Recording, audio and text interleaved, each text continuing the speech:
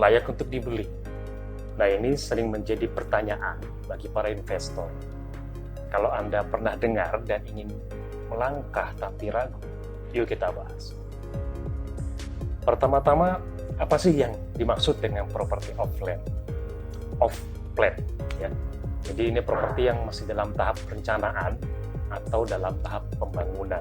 Ini bisa berupa rumah, apartemen, atau kantor. Jadi intinya, properti ini belum bisa digunakan. Sebagai investor, property off plan ini bisa jadi kesempatan emas. Tapi pastinya ada kelebihan dan kekurangannya.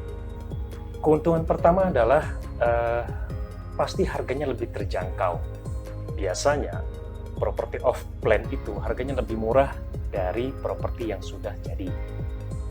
Nah, karena kita membeli property off plan ini di tahap awal, sebelum proyek selesai dan harganya masih bisa naik. Jadi, bayangkan jika kita beli property off plan dengan harga yang lebih rendah, dan setelah selesai dibangun, harga pasaran naik drastis. Ini peluang buat kita untuk mendapatkan capital gain yang lebih besar ketika properti itu sudah siap dihuni atau dijual kembali. Keuntungan lainnya adalah permintaan pasar. Nah, property off plan ini biasanya terletak di lokasi yang berkembang pesat, dan setelah dibangun akan menarik banyak orang yang ingin tinggal atau berinvestasi di area tersebut. Jadi bukan cuma harga yang bisa naik, tapi juga permintaan yang terus meningkat. Tapi tentu saja, membeli property off plan bukan tanpa risiko. Nah, ini salah satu kekurangannya adalah ketidakpastian.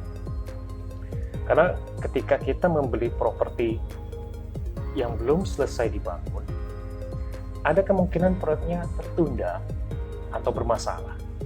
Proyek yang tertunda itu bisa jadi karena banyak alasan atau berbagai alasan, seperti masalah perizinan, pengembang yang tidak bisa menyelesaikan tepat waktu. Ya. Nah, ini perlu dipertimbangkan dengan hati-hati karena waktu adalah uang. Terkadang jika proyeknya terlambat, itu bisa mengganggu rencana investasi kita. Tapi jangan khawatir, dengan riset yang tepat dan baik, kita bisa meminimalisir risiko ini. Yang perlu kita lakukan adalah cari tahu portofolio pengembang atau rekam jejaknya. Apakah mereka punya reputasi yang baik, dan periksa apakah izin-izinnya sudah lengkap. Ini semua adalah langkah-langkah penting yang harus dilakukan sebelum kita membeli property off plan. Selain itu, kita harus bisa memahami kontrak dengan baik. Salah satunya adalah tanggal penyelesaian yang dijanjikan, kemudian juga jaminan dari pengembang, apa saja yang mereka janjikan, dan detail-detail lainnya. Semakin detail kita melakukan pengecekan, semakin aman keputusan kita. Jadi, apakah property off plan layak untuk dibeli? Bisa juga iya, bisa juga tidak. Tergantung kepada kesiapan kita untuk menghadapi resiko tentunya.